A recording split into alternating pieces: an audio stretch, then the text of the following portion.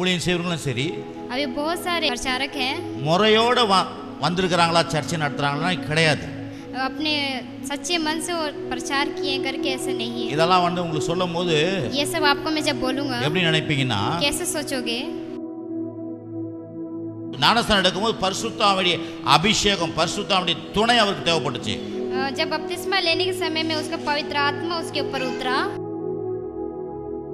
ஆவியானவரே எனக்கு உதவி செய்யுங்க, पवित्र आत्मा मेरी सहायता कीजिए, ஜெபம் பண்ண எனக்கு உதவி செய்யுங்க, मेरे को प्रार्थना करने के लिए सहायता कीजिए, எனக்கு வேதத்தை வாசிக்க உதவி मेरे को செய்யுங்க, वचन पढ़ने में सहायता कीजिए, ஆண்டவருக்காக வாழ்றதுக்கு எனக்கு உதவி செய்யுங்க.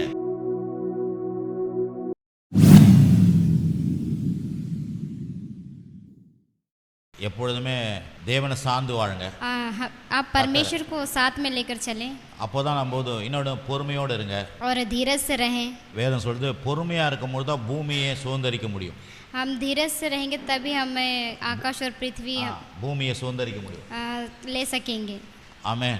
आमेन. பொறுமையா இருக்கிற மனுஷன் பாக்கியவான். जो धीरज रहता है वही भाग्यशाली है. பொறுமையா இருக்கிற மனுஷன் பாக்கியவான். जो धीरज रखता वही भाग्यशाली है. ஏன்னா வேதம் சொல்றது யோபுவின் பொறுமையை சிந்தித்து பாருங்கள். क्योंकि परमेश्वर का वचन कहता है जो धीरज रहेगा वो अंत तक विश्वास पाएगा. ஆண்டவர் 2000 ஆண்டுகளுக்கு முன்னே நமக்காக ரத்தம் சிந்தினார், பாடுபட்டார், மரிச்சார், உயிர் தெழுந்து ரட்சிப்பை ஏற்படுத்திட்டாரு. परमेश्वर ने हमारे लिए लहू बहाया और तीसरे दिन जी उठे. ஆனா 2000 ஆண்டுகள் மக்களுக்காக காத்துட்டு இருக்கிறார். लेकिन 2000 पहले परमेश्वर हमारे लिए அவர் எப்பயோ வந்துட்டுக்கலாம். वो कब की आ सकते थे. ஆனா உங்களுக்காக எனக்காக வெயிட் பண்றார். आपके लिए और हमारे लिए वेट कर रहे हैं. இன்னும் நிறைய மக்கள் ரட்சிக்கப்படணும்ன்றது தேவ திட்டம். बहुत सारे मनुष्य विश्वास उद्धार पाए करके. அவர் எப்படி சில காரியங்கள்ல பொறுமையா இருக்கிறாரோ நீங்களும் நானும் சில காரியங்கள்ல பொறுமையா இருந்தா தேவன் ஆசீர்வதிப்பார். हम हर काम में धीरज रहते हैं तो इस काम में भी हमें धीरज रखना है. கர்த்தர் நிச்சயமா நம்முடைய என்னைக்கு நமக்கு என்ன செய்யணுமோ அந்த காரியங்களை கண்டிப்பா செஞ்சு கொடுப்பார். सच में परमेश्वर हमारा हर कार्य को पूरा करेगा. பாருங்க, நான் கூட 20 வருஷம் ஆச்சு இங்க சர்ச் நடத்தி. हमारा भी 20 साल हो गया ये चर्च को चलाए हुए. நிறைய ஆசை எனக்கு இருக்குது. मेरे को भी बहुत चाह है. நிறைய மக்கள் சபைக்கு ரட்சிக்கப்பட்டு வராங்க. बहुत सारे विश्वास करके इस कलीसिया में आते हैं. ஆனால் பல இடங்கள்ல போய் ஊழியத்துக்கெல்லாம் போயிடுறாங்க. बहुत पुराने जगह पे वो चले जाते हैं. நான் யோசிப்பேன், என்ன ஆண்டவரே எங்க சர்ச்சை மட்டும் பெருக பண்ண மாட்டீங்களா அப்படி. क्यों परमेश्वर मेरे चर्च में बहुत लोग क्यों नहीं आते हैं. ஆண்டவர் சொல்றாரு, क्योंकि परमेश्वर कहता है நீ எவ்வளோ தூரம் இங்கேருந்து ரட்சிக்கப்பட்டு எவ்வளோ தூரம் மக்கள் போனாலும் அது உன்னுடைய மக்கள் தான். அது जितना तू दूर तू विश्वास करेगा उतना तो तेरे ही लोग हैं करके. இருந்தாலும் பொறுமையா இரு, इसलिए तू धीरज रख, கர்த்தர் பெருக பண்ணுவார். परमेश्वर पूरा करेगा. அது மாதிரி பார்த்தீங்கன்னா நம்ம நிறைய ஊழியக்காரர்களுக்கெல்லாம் பிரசங்கம் பண்ணுறோம். बहुत सारे जगह में हम प्रचार कर रहे हैं. மக்கள் இப்போ கூட ஒரு 2 பாஸ்டர் ஃபோன் பண்ணி எங்களுக்கு உட்கார்ந்து இருக்கும் போது ஃபோன் பண்ணார், எப்போ பாஸ்டர் பாண்டிச்சேரிக்கு வருவீங்கன்னு சொல்லிட்டு ஃபோன் பண்ணார். फिर से 2 फास्टर फ़ोन किए थे कब आओगे करके बोल रहे थे. அப்போ நான் யோசிப்பேன், லீடருங்கெல்லாம் பாஸ்டர் லீடர்லாம் நம்முடைய பிரசங்கத்தை ஆவலோட எதிர்பார்க்குறாங்க. बहुत सारे लीडर लोग हमारे प्रचार को सुनने में बहुत आस करते हैं. ஆனால் சாதாரண விசுவாசிகளுக்கு நான் சரியா பிரசங்கம் பண்ண மாட்டேன்னா, सादा विश्वास लोग के लिए मैं अच्छा प्रचार नहीं करता हूँ क्या அப்படின்ற ஒரு மன அழுத்தம் வருது பாருங்க. वैसे सोच आ रहा है मेरा. எல்லாருக்கும் வரும். सबको ऐसा होता है. ஏன்னா பெரிய பெரிய லீடர்ஸ்க்கெல்லாம் அற்புதமாக போதிக்கிறதுக்கு கடவுள் கிருபை பண்ணிக்கிறாரு. बहुत सारे लीडर लोग को परमेश्वर अद्भुत काम करते हैं. சாதாரண விசுவாசிகள் பிரசங்கம் பண்ணி கேட்குறாங்க. सादा विश्वास लोग खाली सुनकर प्रचार करते हैं. ஆனால் சபையின் மேலே ஒரு நம்பிக்கையும் விசுவாசம் வைக்காத இருக்கிறாங்களே. कलीसिया में विश्वास नहीं है ना. மற்ற சபை மக்களை இன்விடேஷன் இதுக்கு நல்ல நாளுக்கு கூப்பிட்டா கூட உள்ள வர மாட்டாங்க. बहुत सारे लोग को हम कार्ड देते हैं बुलाते तो अच्छे लोग भी नहीं आते करके. ஆனா நம்ம கிட்ட ரட்சிக்கப்பட்ட மக்கள் हमसे जो उद्धार पाए हैं அவங்க நான் சொல்றது கேட்காதனால அவங்க வாழ்க்கை ஃபெயிலியர் ஆகிருக்குது. जो मैं बोलता हूँ वो नहीं किए उसके लिए उनका जीवन अच्छा नहीं है. ஆனா இதே ஊர்ல இருக்கிறாங்க, यही गांव में रहते हैं. ஆனால் இங்கே ரட்சிக்கப்பட்டு ஆசீர்வதிக்கப்பட்டு यहाँ पे उद्धार पाकर और आशीष वरदान पाकर நான் சொல்றதை கேட்காதனால ஃபெயிலியர் ஆகிருக்கிறாங்க வாழ்க்கையில. मैं जो बोला वो नहीं किया इसलिए वो अपने जीवन में हार गया है. ஆனா இங்க வர்றதுக்கு வெக்கமா இருக்குது. लेकिन यहाँ पे आने में उनको शर्म लग रहा है. ஆனா எங்கேயோ மக்கள் பக்கத்துலலாம் பாத்தீங்கன்னா बहुत सारे बगल में भी हैं, அங்க அவங்களுக்கு எந்தவித ஆசீர்வாதமும் இல்ல. बहुत सारे आशीष नहीं है उनके पास. ஆனா ஒரு நல்ல நாள் இப்போ நம்ம போயிட்டு கிறிஸ்மஸ்க்கு போய் ஜெபம் பண்ணுறோம் அவங்க வீடுகளில். घर घर जाके क्रिसमस में हम प्रचार करते हैं. ஆனால் ஒரு நல்ல நாள் ஏதோ ஒரு ஃபங்க்ஷனுக்கு சர்ச்சு உள்ள வாங்கினா வர மாட்டாங்க வைராக்கியம். कुछ फंक्शन में हमारे कलिसिया होकर के नहीं आते हैं. நம்ம மக்கள் हमारे लोग हैं, இங்கே நம்ம சொல்கிறேன் சில பேர் बहुत लोग को मैं बोल रहा हूँ, நல்லா ஆசீர்வதிக்கப்பட்டு अच्छा आशीष को लिए हैं, அவங்க பண்ண தப்புனால அவங்க வந்து அவங்க வாழ்க்கையில் பின்னடைவு அடைஞ்சிருக்காங்க. वो अपने गलती से कारण वो लोग अपने जीवन में दुख उठा रहे हैं. அதனால அவங்களுக்கு இங்கே வர்றதுக்கு வெக்கமாக இருக்குது பாருங்க. इसलिए वो अपने यहाँ पे आने के लिए वो शर्म लग रहा है. ஆனால் நான் சொல்கிறேன் அதை வந்து விட்டுட்டு திரும்பி வரும்போது தான் அவங்க வாழ்க்கை மாறும். वो सब छोड़कर फिर से आप आओगे तो आपका जीवन बदलेगा. அப்போ தான் நான் சொல்லியிருந்தேன் இங்கே, इसलिए मैं बोल रहा था, ஆண்டவரே இங்கே வர மக்களுக்குள்ளே சபை மேலே ஒரு பற்று வரட்டும் ஆண்டவரே. परमेश्वर यहाँ जितने भी लोग आते सारे लोग को तू विश्वास को बढ़ा कर. நான் கூட நேற்று பாஸ்டர்களுக்கு பிரசங்கம் பண்ண எலாவூரில் சொன்னேன்ல, मैं भी येलाउर में एक प्रचार किया था. அப்போ நான் எவ்வளோ பெருமையாக பேசினேன் பாஸ்டர்கள் மத்தியில். मैं पास्टर के बीच में बहुत अच्छा प्रचार किया. என் சர்ச்சுக்கு எனக்கு சர்ச்சுக்கு பாஸ்டர் ஒரு பாஸ்டர் தான். मेरे चर्च में एक पास्टर थे. அந்த பாஸ்டர் கிட்ட தான் நான் ரட்சிக்கப்பட்டேன். वही पास्टर से मैं उद्धार पाया था. அந்த பாஸ்டர் கிட்ட தான் நான் வந்து ஞானஸ்நானம் எடுத்தேன். वही पास्टर से मैंने बपतिस्मा को लिया. அந்த பாஸ்டர் கிட்ட தான் எனக்கு திருமணம் நடந்துச்சு. वही पास्टर से मैं प्रभु भोज लिया. அந்த பாஸ்டருக்கு தான் 2 பிள்ளைங்களுக்கு ரெஜிஸ்டர் நடந்துச்சு. वही पास्टर से मैंने 2 बच्चे को पैदा किया. திருப்பி அந்த பாஸ்டர் தான் என்ன பைபிள் காலேஜ் படிக்க வச்சு இங்கே அனுப்பினாரு. वही पास्टर ने मुझे बाइबल कॉलेज पढ़ाया. நான் முறையோட வந்து பிரசங்கம் பண்றேன். मैं पूरा प्रचार कर रहा हूँ. சரியான வழியில வந்து பிரசங்கம் பண்றேன். अच्छा रास्ते में मैं आके प्रचार कर रहा हूँ. அப்படின்னு சொல்லிட்டு நான் ப்ரௌடா சொன்னேன் பாஸ்டர்கள் மத்தியில. मैं वहाँ के लोग से ऐसे बहुत हिम्मत से बोला. இன்னைக்கு பாத்தீங்கன்னா நிறைய பாஸ்டருங்க अभी बहुत सारे पास्टर लोग முறையோட பாஸ்டர் ஊழியத்துக்கு வர்றது கிடையாது. बहुत लोग हिम्मत बांध कर पास्टर के सामने नहीं आते. கொஞ்ச நாள் விசுவாசி சபையில இருப்பாங்க. थोड़ा विश्वास में कलिशे में रहते हैं. யாராவது அப்படி கூப்பிட்டு கொஞ்சம் பிரசங்கம் பண்ண சொன்னா कोई ऐसे बुलाकर प्रचार करेंगे तो அப்படியே போயிடுவாங்க. ऐसे चले जाते हैं. அதுக்கப்புறம் போய் அப்படியே சர்ச் ஆரம்பிச்சிடுவாங்க. वैसे वो लोग क्या करते हैं, कलिशा को शुरू करते हैं. அது முறை கிடையாது. वो वैसे धीरज नहीं है. ஒரு சபையிலிருந்து அனுப்பப்படும் பொழுது தான் அது போய் பிரசங்கம் பண்ணணும். एक कलिशे में जाके आप विश्वास से करोगे तभी वो प्रचार होता है करके. ஆனா இன்னைக்கு நிறைய ஊழியம் செய்றவங்களும் சரி, अभी बहुत सारे प्रचारक हैं, முறையோட வந்திருக்கிறாங்களா சர்ச்சை நடத்துறாங்களா கிடையாது. अपने सच्चे मन से वो प्रचार किए करके ऐसे नहीं है. இதெல்லாம் வந்து உங்களுக்கு சொல்லும்போது ये सब आपको मैं जब बोलूँगा எப்படி நினைப்பீங்கன்னா, कैसे सोचोगे, இவர் தான் கரெக்ட் மற்றவங்கள தப்புன்ற மாதிரி நமக்கு தோணும். ऐसे यही सही है बाकी सब गलत है करके ऐसे आप सोचेंगे. நான் எங்க பாஸ்டர் கூட பிரசங்கம் பண்ணும்போது அப்படி சில காரியங்களை விளக்கி சொல்லுவாரு. जैसे हमारे पास्टर भी प्रचार करता वैसे ही बोलते हैं. நானும் நினைச்சதுன்னு அந்த மாதிரி. मैं भी वैसे ही सोचा हूँ शायद. ஆனா நான் ஊழியத்துக்கு வரும்போது தான் அதெல்லாம் உண்மைன்னு தெரியுது எனக்கு. जब मैं कलिशों के तभी ये पता चल रहा है कि ये सच है करके. பாருங்க, ஒரு மரத்துக்கு அத ஒரு ஒரு ஒரு ஒரு மரத்து நிழல்ல இருந்து வெளியே வரணும். ஊழியத்துல एक जैसे कि एक गाछ है उससे அப்படினா ஒரு சபையில இருந்து அனுப்பப்படணும். एक कलिशा से हमें आगे आना है. முறையோட அனுப்பப்படணும். एक कलिशा से हमें आगे आना है. அதுதான் சரியான ஊழியம். वो वही एक प्रचार का एक अच्छा है. அப்படிதான் இந்த சபை ஆரம்பிக்கப்பட்டது. इसलिए ये कलिशा को मैंने शुरू किया. இப்பொழுது கர்த்தருடைய வார்த்தை நம்ம கேட்போம். हम इस वचन को सुनेंगे. இன்றைக்கு மாலை வேளையில கூட வேற டாபிக், காலையில வேற பிரசங்கம் பண்ணோம், இப்போ வேற டாபிக் பண்ண போறோம். सुबह दूसरा प्रचार किया था, शाम को दूसरा प्रचार करेंगे. இயேசு இந்த உலகத்தில் இருக்கும் பொழுது, வாழ்ந்த பொழுது, जब यीशु इस दुनिया में जब जी रहे थे, பரிசுத்தாவின் மூலமா நடத்தப்பட்டார்ன்றதை பார்க்க போறோம். पवित्र आत्मा कैसे चलाता है करके आज हम देखेंगे. இயேசு இந்த பூமியில மனுஷனா இருக்கும்போது, जब यीशु मसीह इस भूमि में मनुष्य थे, பரிசுத்த ஆவியானவரால் அவர் அபிஷேகம் பண்ணப்பட்டு நடத்தப்பட்டார்ன்றதை நம்ம பார்க்க போறோம். वो पवित्र आत्मा के द्वारा वो अभिषेक को पाया.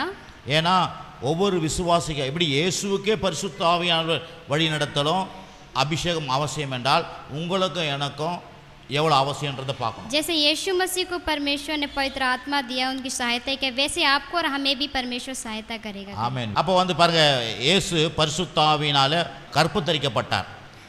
இயேசு பரிசுத்த ஆவியினால் கற்பந்தரிக்கப்பட்டார். पवित्र आत्मा के द्वारा ये गर्भवती हुआ था. லூக்கா புத்தகம் 1:35. लूका 1 अध्याय का 34 पढ़ेंगे. 1:35 வாசிக்கிறேன். தேவதூதன் அவளுக்கு பிரதிஉத்தரமாக, பரிசுத்த ஆவி உன்மேல் வரும், உன்னதமானுடைய பலம் உன்மேல் நிழலிடும், ஆதலால் உன்னிடத்தில் பிறக்கும் பரிசுத்தம் உள்ளது தேவனுடைய குமாரன் எனப்படும். स्वर्गदूत ने उनको उत्तर उत्तर दिया, पवित्र आत्मा तुझ पर उतरेगा और परम प्रधान की सामर्थ तुझ पर छाया करेगी, इसलिए वह पवित्र जो उत्पन्न होने वाला है परमेश्वर का पुत्र कहलाएगा। இயேசு எப்படி கண்ணின் வயிற்றில் பிறந்தாரு? कैसे वो यीशु मसीह उस उत्पन्न हुआ? பரிசுத்த ஆவியினாலே அவர் நிரப்பப்பட்டாராம். पवित्र आत्मा उस पर उतरा तभी वो उत्पन्न हुआ। பாருங்க, பரிசுத்த ஆவி உன்மேல் வரும், पवित्र आत्मा तुझ पर आएगा, உன்னதமானவருடைய பலம் உன்மேல் நிழலிடும், वो तुझे सामर्थ्य को छाया रहेगा, ஆதலால் உன்னிடத்தில் பிறக்கும் பரிசுத்தம் உள்ளது, इसलिए तू पवित्र आत्मा से उत्पन्न होगा, தேவனுடைய குமாரன் எனப்படும். तू परमेश्वर का पुत्र कहलाएगा। அப்ப இயேசு பரிசுத்த ஆவியினால வயிற்றிலே வரும்போது நிரப்பப்பட்டார். पवित्र आत्मा से वो क्या हुआ? पैदा हुआ। மத்தேயு 1:18, இன்னைக்கு கொஞ்சம் வசனங்கள் நிறைய எடுப்போம். மத்தேயு 1:18, मत्ती 1 का இயேசு கிறிஸ்துனுடைய ஜனத்து விவரமாவது அவருடைய தாயாகிய மரியாள் யோசேப்புக்கு நியமிக்கப்பட்டிருக்கையில் அவர்கள் கூடி வரும் முன்னே அவள் பரிசுத்த ஆவினாலே கர்ப்பவதியானாள் என்று காணப்பட்டது. यीशु मसीह का जन्म इस प्रकार से हुआ कि जब उसकी माता मरियम की मंगनी यूसुफ के साथ हो गई थी तो उनके इकट्ठे होने से पहले ही वह पवित्र आत्मा की ओर से गर्भवती पाई गई। பாருங்க, பரிசுத்த ஆவினாலே वो पवित्र आत्मा के द्वारा அவங்க கர்ப்பவதி ஆனார்கள். वो गर्भवती हुई। அப்படின்னா என்ன? இயேசு ஒரு மனுஷனா இந்த பூமியில வந்தாரு. यीशु एक मनुष्य के रूप से आया, ஆனால் அவருக்கு பரிசுத்த ஆவியானுடைய உதவி தேவைப்பட்டது. पवित्र आत्मा का वो सहायता उसे जरूरत पड़ा। அதே போல நாம் தேவனுடைய பிள்ளைகளா இருக்கோம் ரட்சிக்கப்பட்ட பிறகு. इसलिए हम परमेश्वर के पुत्र हैं करके हम उद्धार पाए हैं। தேவ ஆவியா நமக்குள்ள இருக்கிறாரு. परमेश्वर का आत्मा हमारे अंदर है। ஆனால் எல்லா காரியத்துக்கும் பரிசுத்த ஆவியான உதவி நமக்கு வேணும்ன்றத நாம் அங்கீகரித்துக் கொள்ளணும். हर कार्य में हमें पवित्र आत्मा हमारी सहायता करे करके हमें वैसा अंगीकार करना। நீங்கள் பரிசுத்த ஆவியானுடைய உதவியை நாடும் பொழுது உங்க வாழ்க்கை வேற மாதிரி இருக்கும். आपको पवित्र आत्मा का चाहिए तो हमें வேற மாதிரி ஒரு லெவல்ல இருப்பீங்க. दूसरा टाइप का हम ரெண்டாவது और दूसरा बताता இயேசு है ஞானஸ்தானம் எடுக்கும் பொழுது जब यीशु बपतिस्मा लिया तो அவர் ஆவியானவரால் நிரப்பப்பட்டார். वो पवित्र आत्मा उस पर सहायता की। லூக்கா 3ஆம் அதிகாரம் लूका 3 का 21-22.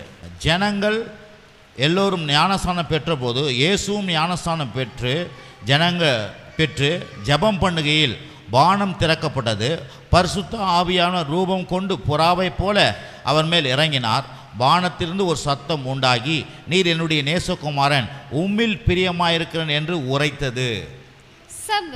जब सब लोग ने बपतिस्मा लिया और यीशु भी बपतिस्मा लेकर प्रार्थना कर रहा था तो आकाश खुल गया और पवित्र आत्मा सगरी रूप में कबूतर के समान उस पर उतरा और यह आकाशवाणी हुई कि तू मेरा प्रिय पुत्र है, मैं तुझसे प्रसन्न हूँ। பாருங்க, இயேசு ஞானஸ்தானம் எடுத்தாராம். यीशु बपतिस्मा लिए, ஜெபம் பண்ணும் பொழுது प्रार्थना करके ஆவியானவர் மேல புறாவை போல இறங்கினாராம். वो कबूतर के समान पवित्र आत्मा उस पर उतरा। பாருங்க, அவர் ஏற்கனவே தேவகுமாரன் தான். वो पहले ही से परमेश्वर का पुत्र है। वो கர்ப்பம் தரிக்கும் போதே ஆவியானவரால் உற்பத்திக்கப்பட்டார். தேவகுமாரன் தான் அவரு. वो தேவகுமாரன் தான் அவரு. परमेश्वर का पुत्र है वो। ஆனாலும் ஞானஸ்தானம் எடுக்கும்போது பரிசுத்தாவுடைய அபிஷேகம், பரிசுத்தாவுடைய துணை அவருக்கு தேவைப்பட்டுச்சு. जब बपतिस्मा लेने के समय में उसका पवित्र आत्मा उसके ऊपर उतरा। ஆகவே நீங்களும் தேவனுடைய பிள்ளையா ரட்சிக்கப்பட்டு ஞானஸ்தானம் எடுத்து இருக்கலாம். आप और हम भी बपतिस्मा लेकर उद्धार पाए हों। ஆனால் உங்களுக்கு ஆவியானவருடைய அனுக்கிரகம், ஆவியானவருடைய அபிஷேகம் உங்களுக்கு தேவையா இருக்குது. आपको भी पवित्र आत्मा का जरूर है। இன்னைக்கு ஏன்னா விசுவாசிகள் இதெல்லாம் விளங்கி கொள்ளணும். क्योंकि विश्वास लोग ये सब जानकारी रखना है। ஏன்னா ஆவியானவருடைய துணையோடு நீங்க வாழும்போது உங்களுடைய ஜெபம், உங்க கிறிஸ்தவ வாழ்க்கை ரொம்ப ஈஸியா இருக்கும். जब आप पवित्र आत्मा में जीने लगोगे तो आपका जो जीवन है वो आसानी होगा। நீங்க ஒரு டிஃபரண்டான மனுஷனா இருப்பீங்க. आप एक अलग टाइप का एक मनुष्य हो जाओगे। நீங்க வேற மாதிரி லெவல்ல இருப்பீங்க. आप बहुत ऊंचाई पर रहोगे। எல்லாமே உங்களுக்கு லகுவா நடக்கும், ஈஸியா நடக்கும். आपको सब देखकर आसानी सोचेंगे। ஆமென், ஆமென்। ஏன்னா கிறிஸ்தவ வாழ்க்கை என்பது ஒரு போராட்டம் கிடையாது. यीशु मसीह में कुछ கிறிஸ்தவ வாழ்க்கை என்பது ஒரு போராட்டம் கிடையாது. போராட்டம்னா கஷ்டம் கிடையாது. यीशु मसीह में कोई கஷ்டம் கிடையாது. दुख नहीं है. கஷ்டம்னா என்ன அர்த்தம்னா இன்னைக்கு நிறைய பேர் கஷ்டப்படுறாங்க கிறிஸ்துக்குள்ள வந்து. अभी बहुत सारे लोग मसीह में आकर भी दुख उठा रहे हैं. எப்படி ஜெபம் பண்றது தெரியல, कैसे प्रार्थना करे पता नहीं, எப்படி ஆண்டவர்கிட்ட நெருங்குறதுன்னு தெரியல, कैसे मैं परमेश्वर के पास में ஜெபம் பண்ண जाऊं, வரல, मेरे को प्रार्थना करने नहीं आ रहा है, எனக்கு வேத வாசிக்க முடியல, मेरे को वचन पढ़ने नहीं आ रहा है, ஆண்டவர்கிட்ட நிறைய நெருங்க முடியல, मेरे को परमेश्वर के पास नहीं आ पा रहा हूं. அப்படின்னு நிறைய பேர் கிறிஸ்தவ மக்கள் அவங்க சொல்றாங்க.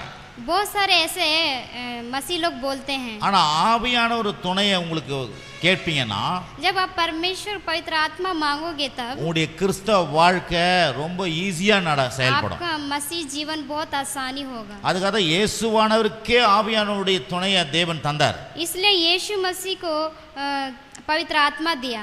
அப்போ உங்களுக்கு எனக்கு தேவையில்லைங்களா பிரதர்? आपको और हमें देगा कि नहीं? சொல்லுங்க சிஸ்டர், சொல்லுங்க. बोलिए. ஆவியானவருடைய துணை கேட்கணும் நீங்க. आप हमें पवित्र आत्मा को मांगना है. ஆவியானவர் ஏதாவது ஒன்று செய்யும். ஆவியானவரே எனக்கு உதவி செய்யுங்க. पवित्र आत्मा मेरी सहायता कीजिए. ஜெபம் பண்ண எனக்கு உதவி செய்யுங்க. मेरे को प्रार्थना करने के लिए सहायता कीजिए. எனக்கு வேதத்தை வாசிக்க உதவி मेरे को செய்யுங்க. वचन पढ़ने में सहायता कीजिए. ஆண்டவருக்காக வாழ்றதுக்கு எனக்கு உதவி செய்யுங்க. आप में जीने के लिए मेरी सहायता कीजिए. விசுவாசத்துல வாழ்றதுக்கு எனக்கு உதவி செய்யுங்க. विश्वास में बढ़ने के लिए मेरी सहायता कीजिए. ஏன்னா ஆவியானவருக்கு உங்களுக்கு ஹெல்ப்பரா இருக்கிறார். ஹெல்ப்பர்னா என்ன? पवित्र आत्मा तेरी सहायता करने உதவியாளர், सहायता करने वाला है. இயேசுவே சொன்னாரு, यीशु मसीह बोले हैं, நான் போறேன், मैं जा रहा हूँ, உங்களுக்கு ஒரு தேற்றவாளர் அனுப்புவேன், मैं एक पवित्र आत्मा भेजूंगा करके. ஏன்னா அவர் வந்து ஹெல்ப்பர், தேற்றவாளர். क्योंकि वो मदद करने वाला परमेश्वर है. கிறிஸ்துவுக்கு நேராய், தேவனுக்கு நேராய் நம்மை வழிநடத்தக்கூடியவர். यीशु के सामने और परमेश्वर के सामने एक रास्ता, एक सही रास्ता है. அதுக்கு தான் பரிசுத்த ஆவியுடைய துணை நமக்கு தேவை. इसलिए हमें पवित्र आत्मा जरूरी है. हमें உங்களுக்கு பரிசுத்த ஆவியானவர் இருக்கிறாரு, पवित्र आत्मा तो है, ஆனா பரிசுத்த ஆவியானவர் துணையை நீங்க கேட்கணும். பாருங்க, पवित्र आत्मा का सहायता हमें मांगना है. நமக்கு நீங்க ஜெபம் பண்றோம், इसलिए हम प्रार्थना करते ஆவியானவர் இங்க தான் இருக்கிறாரு, परमेश्वर इधर ही है. ஆனால் ஆவியானவரே இறங்கி இந்த இடத்துல கிரியை செய்யுன்னு சொல்றோம். हम बोलेंगे कि पवित्र आत्मा आप मेरी सहायता कीजिए. ஆவியானவரே எங்களுக்கு இப்ப மாலை வேளை ஊழியம் செய்யுங்க. आप हमें சேவா आप हमें सेवकाई में तो इस्तेमाल करके हमें से बोलना है. அப்பதான் அந்த ஆவியானவர் நமக்கு உதவி செய்வார், तभी ஊழியம் हमें செய்வார். परमेश्वर हमारी सहायता करेगा. ஏன்னா அவர் கூப்பிட்டாதான் அவர் உங்களுக்கு செயல்படுவார். हम बुलाएंगे तभी हमारे लिए करेगा. ஆமென். आमीन. எத்தனை பேர் ஆமென்றீங்க? कितने लोग आमीन कह रहे हैं? हालेलुया. ஆமா, மறக்காதீங்க, ஆவியானவர் துணையை கேளுங்க. हमें भूलना नहीं है, हमें पवित्र आत्मा का सहायता को मांगना है. அப்புறம் பாருங்க, மூன்றாவது, इसलिए 3 में बताता है, இயேசு சாத்தானை மேற்கொள்வதற்கு பரிசுத்த ஆவியானவர் அவரை ஏவினார். சாத்தானை மேற்கொள்வதற்கு, சாத்தானை வந்து ஜெயிக்கிறதுக்கு, शैतान से जीतने के लिए இயேசு பரிசுத்த ஆவியினால் ஏவப்பட்டார். इसलिए पवित्र आत्मा उसकी सहायता किया. மார்க் புத்தகம் मरकुस निकालेंगे. மார்க் 1:12 12வா? मरकुस 1:12 வாசிக்கிறேன். உடனே ஆவியானவர் அவரை வனாந்திரத்துக்கு போகும்படி ஏவினார். इस प्रकार सब लोग आश्चर्य करते हुए आपस में वाद विवाद करने लगे, यह क्या बात है, यह तो कोई नया उपदेश है. तब पवित्र आत्मा ने तुरंत उसको जंगल की ओर भेजा. உடனே சொல்லுங்க, உடனே तुरंत ஆவியானவர் அவரை வனாந்திரத்துக்கு போகும்படி ஏவினார். तुरंत पवित्र आत्मा ने उसे जंगल में भेजा. அப்போ ஆண்டவர் என்ன பண்றாருன்னா, இன்னொரு இடத்துக்கு போவதற்காக நம்மை ஏவுறார். पवित्र आत्मा क्या कर रहा है? एक और एक जगह हमें बता रहा है. அப்படின்னா ஆவியானவர் நம்ம எங்க போகணும், என்ன வரணும்ன்றத நமக்கு நம்மளை வழிநடத்தக்கூடியவராக இருக்கிறார். हम जहाँ कहीं भी जाएंगे, कहाँ नहीं जाएंगे, परमेश्वर पवित्र आत्मा हमें बताएगा. ஆவியானவர் நம்ம கூட இருக்கும்போது, जब पवित्र आत्मा हमारे अंदर रहता நம்ம है, தப்பான இடத்துக்கு நம்ம போக மாட்டோம். हम गलत रास्ते में नहीं जाएंगे. உடனே அவர் சொல்லுவாரு, तुरंत वो बोलेगा, நம்முடைய பின்னாக இருந்து வலதுபுறம் இடதுபுறம் சாயாதபடி, हमारे पवित्र आत्मा पीछे से हमारी வலதுபுறம் இடதுபுறம் சாயாதபடி, அப்படின்னா ரைட் லெஃப்ட் சாயாதபடி, ना बाएं ना दाएं मुड़ेंगे. நீ சொல்ற சத்தத்தை கேட்பீங்க. सिर्फ परमेश्वर के बातों को हम सुनेंगे. ஆமென். आमीन. அப்ப பாருங்க, ஆவியானவர் என்ன பண்ண ஏவறாராம். पवित्र आत्मा क्या किया? ஏவனானா உந்தி தள்ளுறாரு, ஒரு காரியத்தை சொல்லி கொடுக்குறாரு. हमें एक कार्य को सिखा रहे हैं. இத பண்ணு ये कीजिए करके. அப்ப பாருங்க, ஏசாமிக்கே இது மாதிரி ये यीशु मसीह को भी ऐसे ही बोला। அப்போ உங்களுக்கு எனக்கு எவ்வளவு முக்கியம் பாருங்க. और आपको और हमें कितना जरूरी है அவர் करके। தேவனால வந்தவர், அவருக்கு ஆவியானவருடைய ஏவுதல் தேவை. वो परमेश्वर से आया तो परमेश्वर उनकी सहायता तो हमारी क्यों नहीं करेगा। இப்போ நாங்க ஊழியக்காரலாம் அப்படிதான், ஆண்டவருடைய ஆவியானவர் ஏவப்பட்டு தான் சில காரியம் செய்றோம். हम भी प्रचारक लोग को ऐसे ही हैं कि जो पवित्र आत्मा बोलता है हम वैसे ही करते வெறும் हैं। ஊழியக்காருக்கு மட்டும் ஆவியானவர் தரல, सिर्फ सेवकाई को नहीं दिया है, உங்கள் ஒவ்வொருவருக்கும் ஆவியானவருடைய உதவி தேவை. आपको भी हर एक एक लोग को दिया है। அப்பதான் நம்ம பாருங்க எங்க போலாம், कहाँ हम जाएंगे, என்ன என்ன வேலைக்கு போலாம், कौन सा काम में जाएंगे, என்ன இடத்துல இடம் வாங்கலாம், कौन सा जगह में हम जमीन को लेंगे, எப்படிப்பட்ட ஒரு திருமணத்தை பெண்ணை மாப்பிள்ளைய பார்க்கலாம், कौन सा जगह में हम जाके लड़की और लड़का को देखेंगे। ஏன்னா இதெல்லாம் பரிசுத்தாமே துல்லியமான கத்து கொடுப்பாரு, क्योंकि ये सब पवित्र आत्मा हमें बताता है, தெளிவா சொல்லி கொடுப்பாரு. वो पूरा क्लियर से हमें बताएगा। அங்கே வந்து நமக்கு ஒரு அந்த ஒரு ஒரு கலக்கமே கன்ஃபியூஷன் இருக்காது, हमें वहाँ पे कोई भी कंफ्यूजन नहीं रहेगा। ஆமென் आमीन, ஹல்லேலூயா. हालेलुया। ஆகவே இந்த மாலை வேளையில Yes. புரிஞ்சுங்க, ஆவியானவர் உங்களை தெளிவா வழி நடத்துவார். ये शाम के समय में आप ध्यान दीजिए थे कि आप और अधिक से समझने पाए। பாருங்க, ஒரு முறை நான் एक समय ரட்சிக்கப்பட்டு கொஞ்சம் புதுசு 96 நினைக்கிறேன், उधार को पाया था 96 में। அப்பெல்லாம் விசுவாசியா தான் இருக்கிறேன். खाली एक में एक विश्वासी था, ஒரு கம்பெனில வேலை செஞ்சேன், एक ஒரு कंपनी में கம்பெனில काम கான்ட்ராக்ட் करता எடுத்து வேலை था, செய்றேன், एक कॉन्ट्रैक्ट का काम கான்ட்ராக்ட் करता எடுத்து வேலை செய்றேன், था, कॉन्ट्रैक्ट लेकर काम करता था। ஒர்க் பண்றேன். அப்போ அந்த கம்பெனில வந்து என்ன பண்ணுவாங்கன்னா, இந்த ட்ரில்லிங் மிஷின் இஷ்யூ பண்ணுவாங்க. वो कंपनी में ட்ரில்லிங் மிஷின்லாம் அவங்க கொடுப்பாங்க. एक बिल्डिंग जो मशीन है, ட்ரில்லிங் एक वो वाला मशीन है, वो கொடுப்பாங்க, இஷ்யூ பண்ணுவாங்க நம்மளுக்கு. वो देते हैं उनको।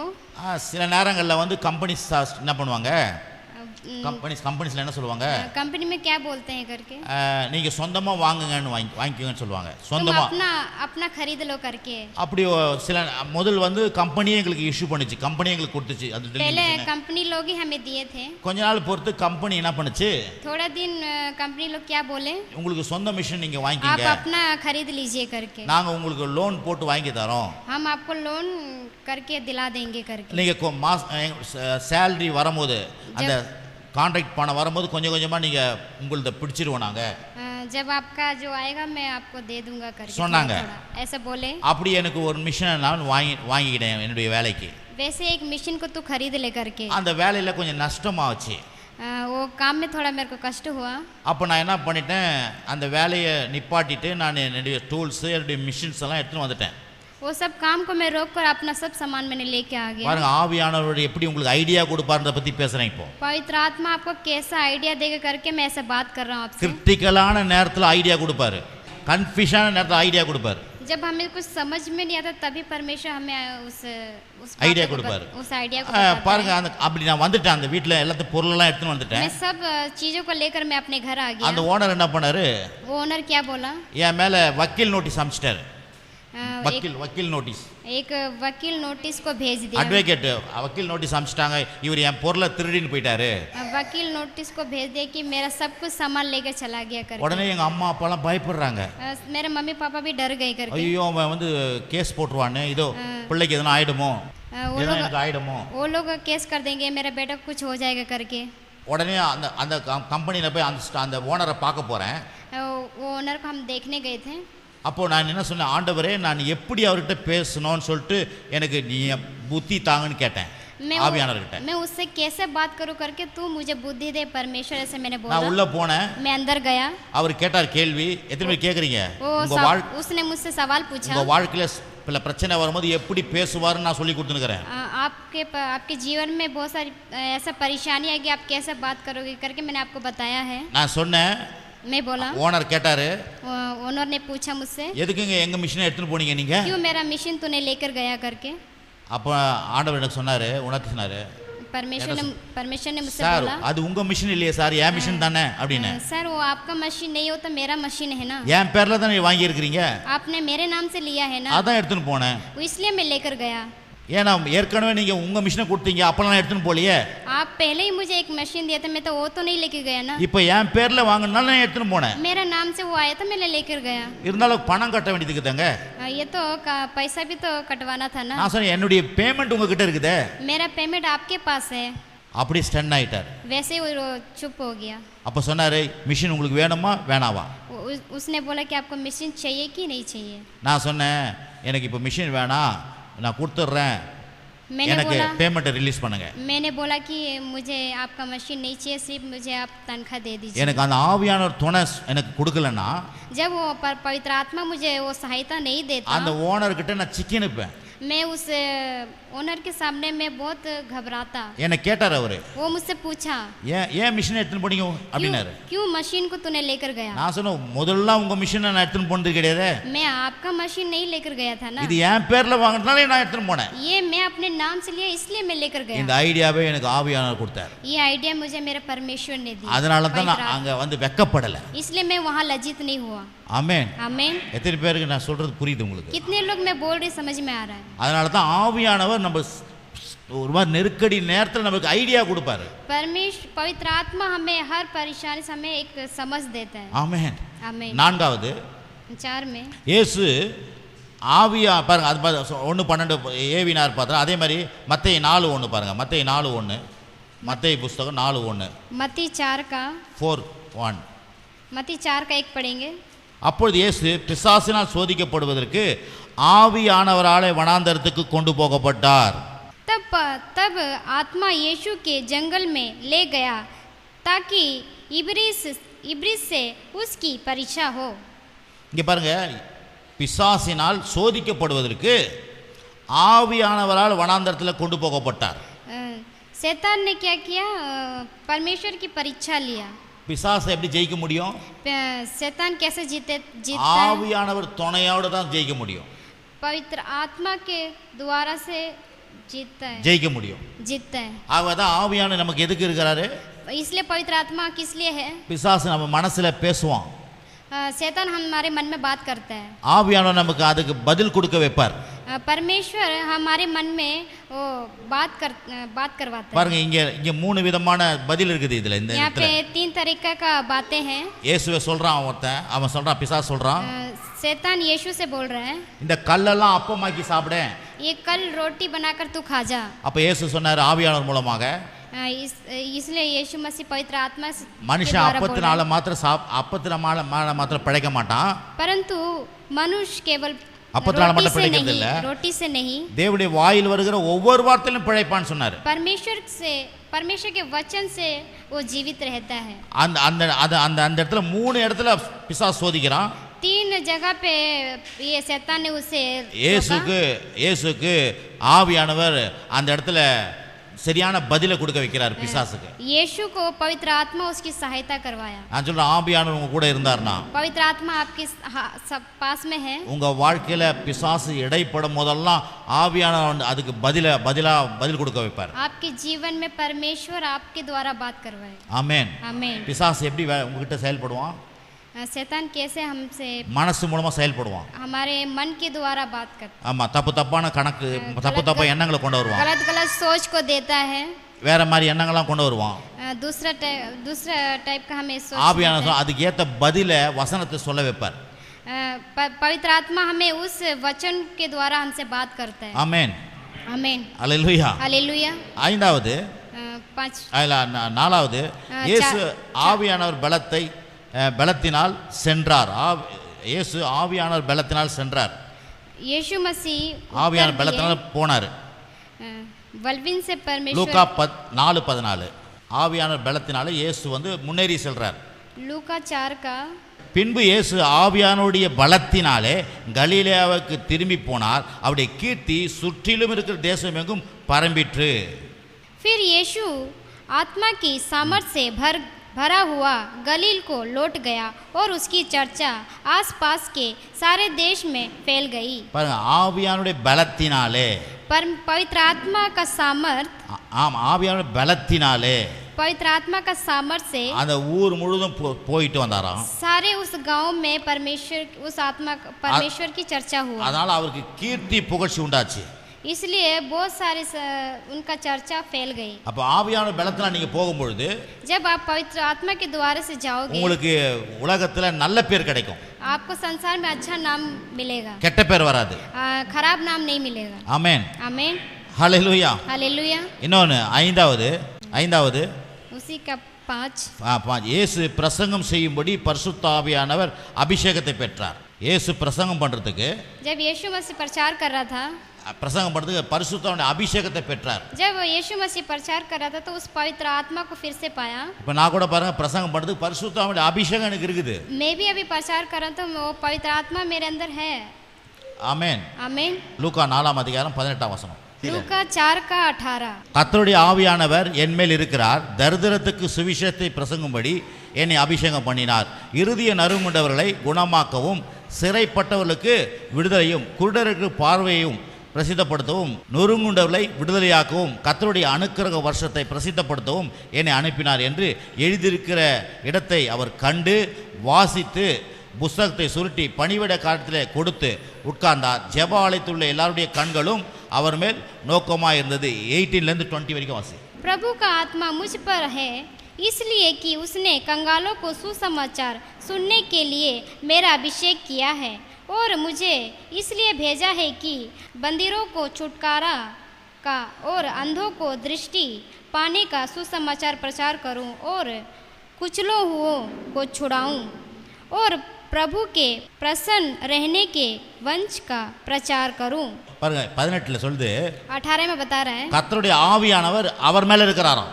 पवित्र आत्मा उसके ऊपर है। என்ன பாரு, தரித்திரத்துக்கு சுவிசேஷத்தை பிரசங்கம் பண்றார். कंगालों को सुसमाचार सुना रहा है। அப்ப பிரசங்கம் பண்றதுக்கு என்ன தேவை? प्रचार करने के लिए क्या जरूरी है? ஆவியானுடைய அபிஷேகம் தேவை. पवित्र आत्मा का अभिषेक जरूरी है। அப்படினா என்ன, நீங்க வந்து பிரசங்கம் பண்றதுனா என்ன அர்த்தம்? आप प्रचार कर रहे हो? நான்லாம் பிரசங்கம் பண்ணலையே பாஸ்டர். मैं प्रचार करता हूँ पास्टर। 4 பேர்கிட்ட பேசுறீங்கல்ல, 4 जने के द्वारा आप बात करते சரியான हो, விதத்துல பேசுறீங்கல்ல, अच्छा बात करते हो ना, அதுக்கு அபிஷேகம் வேணும்.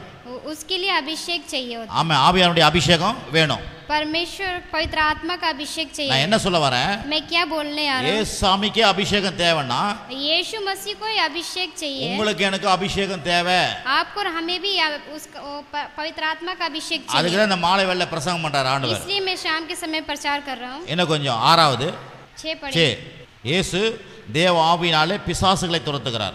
6 पॉइंट में यीशु मसीह उस शैतान को भगा रहा है। மத்தேயு 12:28 मत्ती 12:28 நான் தேவனுடைய ஆவியினாலே பிசாசுகளை துரத்துகிறபடினால் தேவனுடைய ராஜ்யம் உங்களிடத்தில் வந்திருக்கிறது. 28 पर यदि मैं परमेश्वर की आत्मा की सहायता से दुष्ट आत्माओं को निकालता हूँ तो परमेश्वर का राज्य तुम्हारे पास आ पहुँचा है। சொல்றாரு, நான் தேவனுடைய ஆவியினாலே मैं परमेश्वर की सहायता से பிசாசுகளை துரத்துறேன்.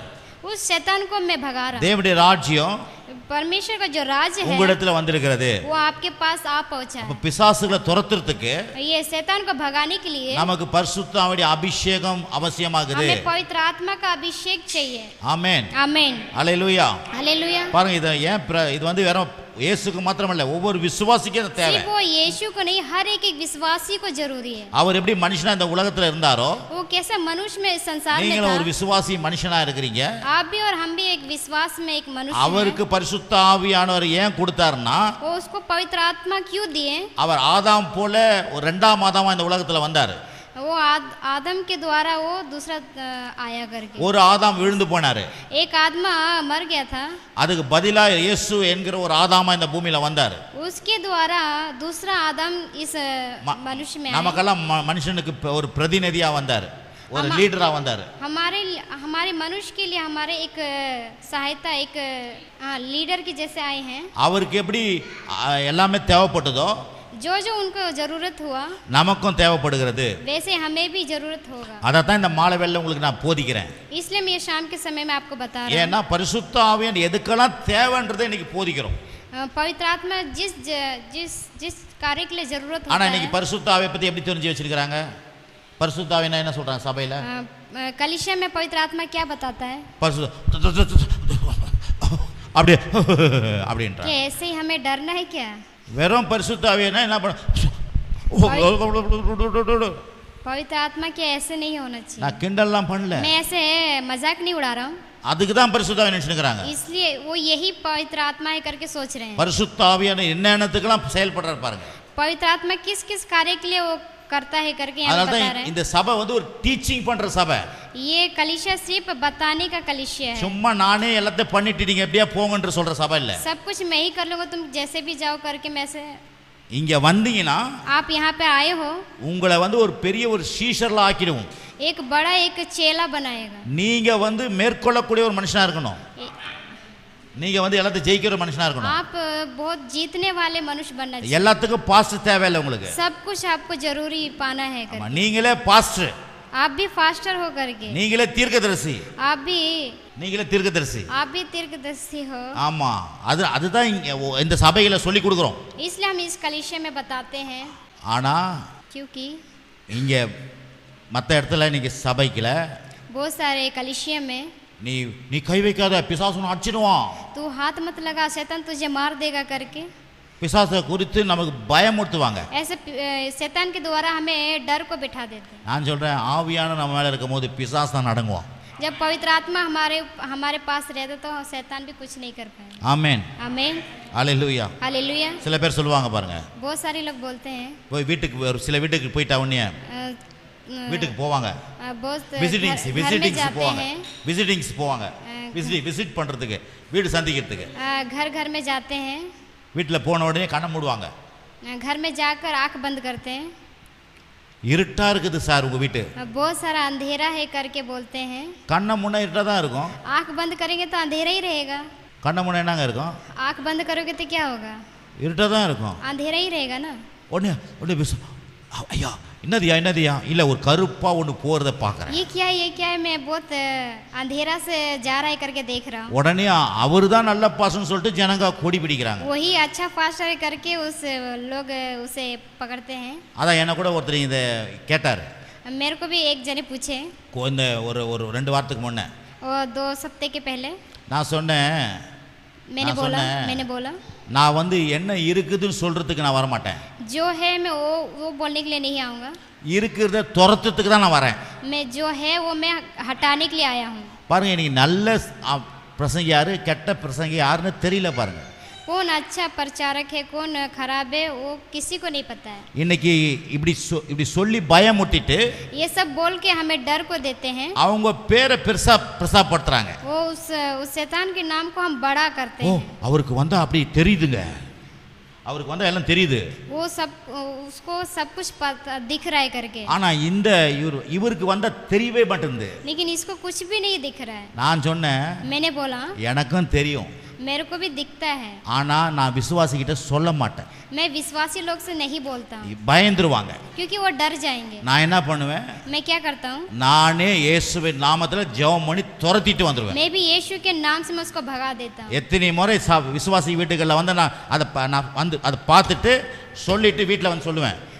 मैं बहुत सारे विश्वासी के घर में उस देखकर मैं बोलता हूँ, ஏன்னா நான் உள்ள வரும்போது அந்த அந்த இது தெரியும் எனக்கு. जब मैं अंदर जाने के समय मुझे पता चल जाता है, ஆனா நான் சொல்ல மாட்டேன் விசுவாசிக்கு. लेकिन मैं बहुत विश्वासी को नहीं बोलता। ஏன்னா நான் வந்து சம்பாதிக்கிறதுக்காக இந்த ஊழியம் பண்ணல, मैं कमाने के लिए प्रचार नहीं करता। ஆமா, என்னுடைய பேரை பெருசாக்கிறதுக்காக நான் ஊழியம் பண்ணல. मेरा नाम ऊंचा हो करके मैं इसलिए प्रचारक नहीं करता। நான் வந்து இயேசு என்ன பண்ணாரோ அது மாதிரி செய்கிறேன். जो यीशु मसीह जो करते मैं वही करता हूँ। எங்கன்னா இயேசு போய் ஒரு வீடுகளில் போயிட்டு பேய் இருக்கு வீட்டில் சொல்லிட்டு வந்துக்கிறாரா? எங்கன்னா பார்த்து பாருங்க. यीशु मसीह जाकर क्या घर में जाकर बोले कि तेरे घर में भूत है அவர் சொல்றாரு துரத்திட்டு வந்தாராம். वो खाली भगा कर आया है। எந்த வீட்டில் போய் சொல்லிட்டு வந்தாரா? कोई भी घर में जाकर बोल कर आया है क्या? ஆனா இன்னைக்கு लेकिन நிறைய பேர் आज बहुत लोग உங்க வீட்டில் ஏதோ வச்சிருக்கிறாங்க, आपके घर में कुछ रखे हैं, உங்க வீட்டில் ஏதோ தகுடு இருக்குது, आपको कुछ ताबीज है, உங்க வீட்டில் வந்து ஏதோ மூளையில ஏதோ பண்ணி வச்சிட்டு இருக்காங்க, आपके घर के कोने में कुछ करके रखे हैं। இது சொன்ன உடனே இவங்களுக்கு ஒரு மாதிரி ஆயிடுவாங்க. ये बोलने से उनको अजीब सा होने लगता है। அவங்க வந்து இவங்களை பார்க்கும்போது பார்க்கணும், அப்பா சூப்பர்ப்பா, அப்படியே எல்லாம் தெரியுதுப்பா இவருக்கு, ये तो बहुत अच्छे हैं, इसको तो सब कुछ पता है करके சொன்னா இயேசுவுக்கு தான் மகிமை செலுத்தணும் பாருங்க. நான் திருப்பி यीशु को சொல்றேன், हमें हर रोज महिमा को देना है। எல்லாமே தெரிஞ்சாலும் सब कुछ हमें அதை நம்மளே जानकर சைலண்டா துரத்திடணும். हमें जान के भी हमें चुपचाप उसे भगा அந்த காலத்துலலாம் டாக்டருங்க, वो समय में நல்ல डॉक्टर டாக்டர், அந்த காலத்து டாக்டருங்க वो समय में डॉक्टर अच्छे சேவை செஞ்சிருந்தாங்க அப்போலாம். सेवाई कर रहे थे। அப்போ டாக்டருங்களாம் என்ன பண்ணுவாங்கன்னா பிரச்சனையை வந்து நேராக பேஷண்ட்டுக்கிட்ட சொல்ல மாட்டாங்க. वो जो परेशानी है तुरंत उस बीमार जो बीमार है उनको नहीं बोलते। அந்த காலத்து டாக்டர் वो पहले वाले जमाने में சம்பாதிக்கிறதுக்காக இல்லை. அந்த காலத்து டாக்டர் पैसा कमाने के लिए नहीं, பேஷண்ட்கிட்ட சொல்ல மாட்டாங்க, पेशेंट से नहीं बोलते हैं, அவங்க சொந்தக்காரங்கிட்ட उनके परिवार से கூப்பிட்டு தனியாக போய் अलग बुलाकर அவங்க கிட்ட சொல்லுவாங்க. उनसे बोलते थे। ஆனால் இப்போ இருக்கிற டாக்டர் எப்படி தெரியுமா? आज का डॉक्टर कैसे हैं पता நீங்க है? போனீங்கன்னா आप जाओगे तो நேரா சின்ன பிரச்சனை ஊதி நீங்க இப்படி நல்லா போய் அப்படி இப்படி ஆயிடுவீங்க. அப்படியே छोटा सा भी परेशानी को आपको बोलकर और आपको घबरा देते हैं। நான் பாரு, நான் ஹாஸ்பிட்டலுக்கு போனேன், இந்த கை உடஞ்சதுக்கு मेरा हाथ टूट गया था, मैं हॉस्पिटल गया था। நான் நல்லா தான் போனேன் ஹாஸ்பிட்டலுக்கு. मैं अच्छा ही गया था हॉस्पिटल। நான் உள்ள போன உடனே मैं अंदर गया था, கார்ல இறங்கி ட்ரெஸ் போட்டுக்கிட்டு கை மட்டும் இப்படி வச்சுன்னு போனேன். அவ்வளோதான், கை மட்டும் இப்படி வச்சுன்னு போனேன். अंदर गया था, நல்ல हाथ ऐसे रखकर நீட்டா ட்ரெஸ் பண்ணின்னு போனேன். अच्छा कपड़े पहनकर गया। உள்ள போன உடனே अंदर जाते समय ஒரு வண்டியை கொடுத்தாங்க, வீல் வண்டியை. एक गाड़ी को दिए, உட்கார வச்சாங்க. उसमें बैठाए, அந்த மேலே ஏதோ துணியை போத்துனாங்க, एक कपड़ा को लपटे, அப்படியே தள்ளின்னு போனாங்க. ऐसे ही मुझे घसीट के ले गए। இவங்கலாம் பார்க்குறாங்க, இப்போதான் நல்லா போனாரு, यहाँ से तो ठीक है, वहाँ से क्या हुआ करके எனக்கு ஒரு மாதிரி நட. मेरे को भी अजीब सा लगने क्या हो गया करके। இந்த காலத்துக்கு டாக்டர்கள்லாம் தப்பா சொல்ல, ये समय का डॉक्टर को मैं गलत नहीं बोल रहा हूँ, கொஞ்சம் பிரச்சனையை பெரிய பிரச்சனையா காமிச்சிடுறேன். थोड़ा सा परेशानी को बड़ा परेशानी कर देते அந்த மாதிரி தான் இன்னைக்கு நிறைய ஊழியங்களும். ऐसे भी बहुत सारे मसीह लोग हैं। ஆமா, சின்ன பிரச்சனையை ஜனங்க கிட்ட சொல்லி ஊதி அவங்க அலறணும். छोटा परेशानी को बोलकर बड़ा कर देते हैं। நான் குறை திருப்பி சொல்ற, தெளிவுபடுத்துறேன். मैं किसी को भी गलत नहीं बोल रहा हूँ। ஆமென். आमीन। ஆகவே தான் சொல்றேன், इसलिए मैं बोल रहा हूँ, இயேசு எங்கேயுமே போய் யாருக்கிட்டையும் போய் இந்த தகடு இருக்குது, இங்க இது இருக்குது, அது இருக்குது, இருட்டு இருக்குது சொன்னதே கிடையாது. வேதத்தை எடுத்து பாருங்க. यीशु मसीह किसी को भी नहीं बोला कि हाँ वहाँ पे अंधेरा है, वहाँ पे ये है करके, किसी को भी परमेश्वर ने नहीं बोला है। இப்படிலாம் வந்து சொல்ல வந்தாங்கன்னா நீங்க உங்களுக்கு புரிஞ்சுக்கணும், ऐसा कोई बोल रहा तो आपको समझ लेना है। இவங்க வந்து பணத்துக்காகவும் பேர் புகழுக்காகவும் கிட்ட வராங்க. ये पैसा के लिए या तो नाम कमाने के लिए आगे आ रहे हैं करके। நான் உங்க வீட்டில் வந்து இது வரைக்கும் அந்த மாதிரி சொல்லிக்கிறேன்னா, मैं आपके घर में कुछ बोला हूँ क्या? நான் 20 வருஷம் இந்த இடத்துல ஊழியம் பண்றேன். ये 20 साल हो गया कि मैं आपको कुछ बोला हूँ क्या? ஆனா நிறைய வீடுகளில் நான் எங்கள் மனைவி கிட்ட சொல்லுவேன், அங்கே बहुत सारे घर में मैं अपनी पत्नी को बताता हूँ, அங்கே வந்து ப்ரேயர் பண்ணினே இருப்பேன், கொஞ்ச நேரம் எல்லாம் சரியாயிடும். हम प्रार्थना करते रहते हैं, सब कुछ ठीक हो जाता है, துரத்திட்டு வந்துடுவேன். हम सब भगा देते हैं, ஆனால் சொல்லவே மாட்டேன். लेकिन मैं बताता नहीं हूँ। பாருங்க, இதெல்லாம் கர்த்தர் பார்க்குறாருங்க. क्योंकि ये सब परमेश्वर देखता है। நமக்கு ஜனங்க கிட்ட பேர் புகழ் வேணாம், हमें ஜனங்க கிட்ட பேர் புகழ் வேணாம், हमें लोग से नाम नहीं कमाना है, அவர்கிட்ட புகழ் இருந்தா போதும். हमें परमेश्वर से नाम कमाएंगे। ஜனங்க கிட்ட பேர் புகழ் வந்து கொஞ்ச நாளைக்கு இருக்கும், लोग से हमें नाम कमाएंगे वो थोड़े दिन के लिए होगा, ஆனா ஆண்டவர்கிட்ட எந்த ஆசீர்வாதம் வராது. क्योंकि परमेश्वर से बहुत सारा आशीष आएगा। ஆமென். आमीन। ஆகவே அருமையான நல்ல நிதானிங்க. பிறகு இயேசு ஆவியில கடைசியா லாஸ்டா இயேசு ஆவியில களி கூர்ந்தாராம். இயேசு மரித்தோர்லேருந்து உயிரோடு எழுந்தார். பாருங்க, லூக்கா புஸ்தகம் 10:21, லூக்கா 10:21. சீக்கிரமா கடைசி 2 வசனம். லூக்கா 10:21. அந்த வேளையில் இயேசு ஆவியிலே களி கூர்ந்து, பிதாவே, வானத்துக்கும் பூமிக்கும் ஆண்டவரே, இவைகளை நீர் நாடிகளுக்கும் கல்விமான்களுக்கும் மறைத்து பாலகருக்கு வெளிப்படுத்தினபடினால் உம்மை ஸ்தோத்திரிக்கிறேன். ஆம் பிதாவே, இப்படி செய்வது உம்முடைய திருவுளத்துக்கு பிரியமாயிருந்தது. उस घड़ी वह पवित्र आत्मा में होकर आनंदित से भर गया और कहा, हे पिता, स्वर्ग और पृथ्वी के प्रभु, मैं तेरा धन्यवाद करता हूँ कि तूने इन बातों को ज्ञानों और समझदारों से छिपा रखा और बालकों पर प्रकट किया है। हाँ पिता, क्योंकि तुझे यही अच्छा लगा। பாருங்க, இயேசு ஆவியில களி கூர்ந்தார். यीशु मसीह पवित्र आत्मा में भर गया। ஆவியானவர் எதுக்கு? पवित्र आत्मा किस लिए? களி கூர்ந்தா ஒரு மகிழ்ச்சியை உண்டாக்குறதுக்காக. एक आत्मा में भरने। ஆமென். பாருங்க, ஆவியானவர் எதுக்காக கொடுக்கப்பட்டது? पवित्र आत्मा किस लिए हमें दिया है? கர்ப்பம் தரிச்சார், ஆவியில் கர்ப்பத்திலே ஆவியானவருக்குள்ள நிரப்பப்பட்டார். वो गर्भ से ही पवित्र आत्मा में भर गया. ஞானஸ்தானம் எடுக்கும் போது பரிசுத்த ஆவி जब நிரப்பப்பட்டார். बपतिस्मा लिया तो आत्मा में भर गया. சாத்தானை மேற்கொள்வதற்கு பரிசுத்த ஆவியினால் ஏவப்பட்டார். जब शैतान उसकी परीक्षा लेता तब उसमें भी आत्मा में भर गया. இயேசு வந்து பலத்தினாலே பிசாசை வந்து மேற்கொள்றதுக்கு இயேசு ஆவியினால் பலப்படுத்தப்பட்டார். यीशु मसीह उस सहायता से ஜெயிக்கிறதுக்கு, उस सहायता से जय को पाया है. இயேசு பிரசங்கம் பண்றதுக்கு ஆவியானவர் தேவைப்பட்டார். जब यीशु मसीह प्रचार करते तभी परमेश्वर की सहायता उसे जरूरी था. பிசாசுகளை துரத்துறதுக்கு ஆவியானவர் தேவைப்பட்டார். शैतान को भगाने के लिए पवित्र आत्मा का सहायता था. அவர் களி கூறதுக்கு ஆவியானவர் தேவைப்பட்டார். वो पूरी रीति से पवित्र आत्मा में भर गया. பிறகு இயேசு மரித்தோரிலிருந்து உயிரோடு எழுந்தார். அதுக்கு ஆவியானவர் தேவைப்பட்டார். यीशु मर के जी उठा, उसको भी पवित्र आत्मा का ரோமர் जरूरी था. 8:11 கரெக்ட், கடைசியாக ரோமர் 8:11 11 8:11 வாசிக்கிறேன். அன்றியும் இயேசு மரித்தோரிலிருந்து எழுப்பினவருடைய ஆவி உங்களில் வாசமாயிருந்தால் கிறிஸ்துவை மரித்தோரிலிருந்து எழுப்பினவர் உங்களில் வாசமாயிருக்கிற தம்முடைய ஆவினாலே சாவுக்கு ஏதுவான உங்கள் சரீரங்களை உயிர்ப்பிப்பார். यदि उसका आत्मा जिसने यीशु को मरे हुए में जिलाया तुम में बसा हुआ है, तो जितने मसीह को मरे हुओं में से जिलाया वे तुम्हारी निशव देह को भी अपने आत्मा के द्वारा तो तुम में बसा हुआ है जिलाएगा. பாருங்க, இயேசு மரித்தோரிலிருந்து எழுப்பினது ஆவியானவர். यीशु मसीह को मर के जिंदा किया वो पवित्र आत्मा. அங்க சொல்லப்பட்டது, ऐसा बोल रहे हैं, நம்முடைய வாழ்க்கையில சரீரத்துல பலவீனமா இருந்தா கூட அந்த ஆவியானவர் நம்மளை உயிர்ப்பிப்பார். हमारे जीवन में हमारे शरीर में जो भी पवित्र आत्मा का सहायता वो भी पवित्र आत्मा की. அப்ப இயேசுக்கு ஆவியானவர் எவ்வளவு தேவைப்பட்டாரோ यीशु मसीह को कितना पवित्र आत्मा जरूरी நமக்கும் था. ஆவியானவர் எல்லாத்துக்கும் தேவைப்படுறார். हमें भी हर लिए पवित्र எல்லாத்துக்கும் தேவைப்படுறார். ஆகவே ஆவியானவருடைய துணையை நாடுங்கள், ஆவியானவர் துணையை நாடுங்கள், ஆவியானவருடைய துணையை நாடுங்கள். इसलिए पवित्र आत्मा हमें जरूरी है. அதான் இந்த மாலை வேளை உங்களுக்கு கற்றுக் इसलिए கொடுக்குறேன். हम शाम के समय में ये सिखा रहे ஆவியானவர் கூட हैं. தான் இருக்கிறாரு. परमेश्वर हमारे साथ हैं. ஆனா எல்லா நேரத்துக்கும் ஆவியானவருடைய பலத்தை நாடுங்க, पवित्र आत्मा का सहायता हमारे ஆவியானுடைய அபிஷேகத்தை நாடுங்க, पवित्र आत्मा हमारे अभिषेक करता है. ஆவியான உதவியை நாடுங்க. पवित्र आत्मा एक सहायता करता है. பரிசுத்த ஆவியினால் நிரப்பப்படணும்னு கேளுங்க. पवित्र आत्मा से भर दे ऐसा हमें मांगना है. அவருடைய துணையோடு வாழும்போது உங்க வாழ்க்கை வெற்றியா இருக்கும், ஜெயமா இருக்கும். वो आपके साथ हमेशा जय को प्राप्त करेंगे. சரி, நம்ம ஜெபம் பண்ணலாம். हम प्रार्थना करेंगे. எழுந்து ஜெபிப்போம். हम उठकर प्रार्थना करेंगे. ஸ்தோத்திரம். ஹalleluya. हालेलुया. ஸ்தோத்திரம் ஆண்டவரே. धन्यवाद. சொல்லுங்க, பரிசுத்த ஆவியானவருக்காக நன்றி ஆண்டவரே. पवित्र आत्मा में आपको धन्यवाद करता हूँ. பரிசுத்த ஆவியானவருக்காக நன்றி. पवित्र आत्मा में धन्यवाद करता हूँ. எனக்குள்ளே பரிசுத்த ஆவியானவருக்காக நன்றி. मेरे अंदर पवित्र आत्मा को दीजिए. சொல்லுங்க, பரிசுத்த ஆவியான அபிஷேகத்தை ஊற்றுங்க ஆண்டவரே. मेरे को पवित्र आत्मा से भर दे पिता. பரிசுத்த ஆவியால் நிரப்பப்படணும் ஆண்டவரே. पवित्र आत्मा से मुझे भर दे. நான் அந்நிய பாஷைகளை பேசலாம் मैं अन्य भाषा में बोलने पाऊँ.